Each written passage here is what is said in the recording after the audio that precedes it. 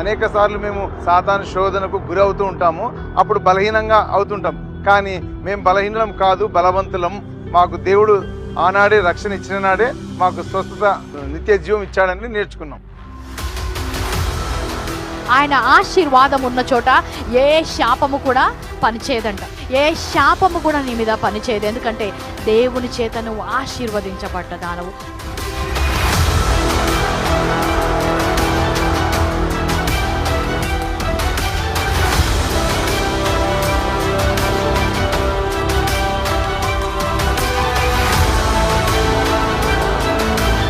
ఎప్పుడైతే యేసుక్రీస్తు శిలువ మీదకి వెళ్ళాడో, ఈ లోకాన్ని ఎలాగైతే ప్రేమించి అందరినీ రక్షించడానికి ఎప్పుడైతే ఆయన గాయాలు పొందుకున్నాడో, అప్పుడే మనకి ఆ ఆశీర్వాదము, అప్పుడే మనకి స్వస్థత విడుదలయ్యింది. హల్లెలూయా.